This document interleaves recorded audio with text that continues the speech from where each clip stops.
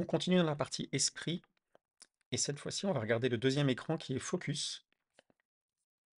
Focus, ça nous donne plusieurs informations, mais là, en fait, on rentre dans des informations qu'on a l'habitude de trouver dans d'autres applications d'analyse d'électrocardiogramme un petit peu avancées, puisqu'on est sur des marqueurs académiques.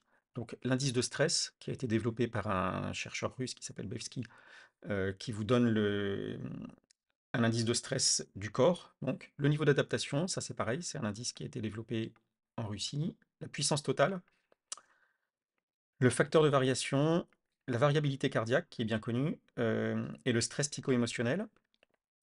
Donc tout ça, c'est des choses qui sont relativement connues. Là, ils s'affichent sous forme de curseur, mais on peut aussi décider de les afficher en dessous, comme d'habitude, sous forme de note fleur et de qualité. Ça, c'est intéressant, c'est parce que maintenant, cette fois-ci, on va retrouver encore une fois la qualité ici, donc le niveau de contrôle d'attention, le niveau d'intention et le niveau d'horizon. Ça va nous donner des informations en plus. Une chose que j'ai rajoutée en plus, c'est le rapport entre construction et destruction. Donc le C, construction, c'est le catabolisme, c'est la dépense énergétique. Le A, c'est la dégradation, c'est l'anabolisme, c'est la conservation de l'énergie. Ça, c'est pareil, c'est un marqueur qui est assez dynamique. Quand on commence à se promener là-dedans, on voit que ça bouge pas mal.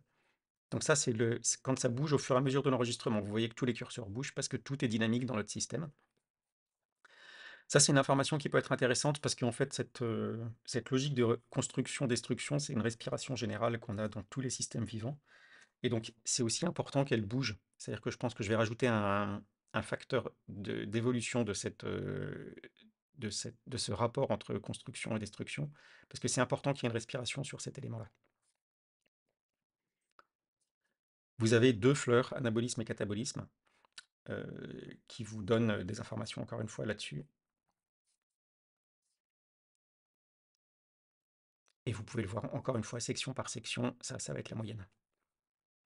Ou alors sur l'ensemble de l'enregistrement.